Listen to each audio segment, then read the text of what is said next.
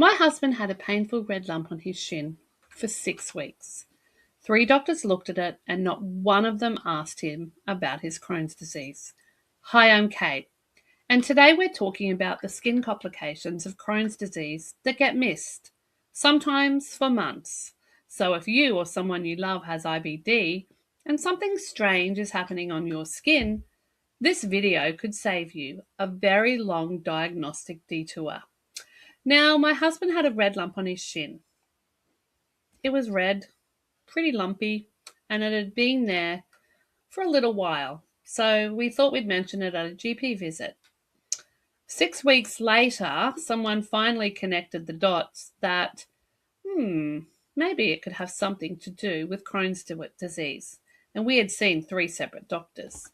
They treated the skin in isolation, with each one assuming it was just a skin thing.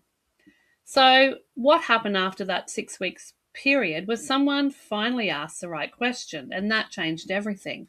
They said, "Is this something to do with your Crohn's disease?" And they treated it accordingly. So here's what most people miss, including a lot of GPs, and sometimes even some dermatologists. Crohn's disease is not just a gut condition, it's systemic inflammation. And the skin is one of the most common places that inflammation shows up outside the bowel. Research suggests that somewhere between 20 and 40% of people with IBD will experience at least one extraintestinal manifestation, and skin is right at the top of that list. The problem isn't that these conditions are rare. The problem is that there's no Crohn's connection. It's routinely missed because the skin is treated as a separate system. So what do these skin conditions generally look like? Well, one is tender, raised, red to purple nodules, usually on the shins. That was my husband's. Often the first visible sign that gut inflammation is active or worsening.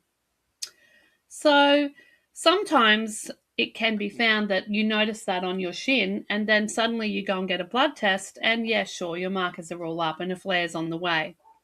The other one is a rapidly ulcerating, painful skin wound that looks infected but doesn't respond to antibiotics because obviously infection isn't the cause, it's inflammation. So it looks like a spider bite or an infected wound. And the fact that it looks like an infected wound and that is treated as such is the most dangerous assumption. So doctors keep missing the connection. So why? Well, specialists see their system. Skin doctors treat skin. GI doctors treat the gut. And no one is asking the one question that bridges both. My husband's 3 doctors, they focused on different things. They were like, oh, maybe it's from this, maybe it's from that. Maybe it started as an allergic reaction to some cream you're using. You know the story. So the diagnostic delay actually costs a few things. First of all, you get the wrong treatment, and therefore the wound dramatically gets worse, which causes weeks of delay and unnecessary pain and even possibly scarring. So, the one question to ask any doctor you see, if you notice there's a skin lesion and you have IBD, you must ask them out loud and directly, could this be related to my Crohn's or colitis? And make sure you get them to document that you asked the question. So my husband now, his skin is clear, his Crohn's is pretty well managed, he's been 20 years flare-free, and his day looks pretty good day to day. So if someone had got onto this skin problem earlier, he wouldn't be now facing the fact that on one of his shins, he's got quite a lot of scarring. And okay, sure, it doesn't really matter. But you know when something happens and they're like, well, that could have been avoided. So the realistic picture for someone watching this video is that there's a little bit of a gap in diagnosis right now.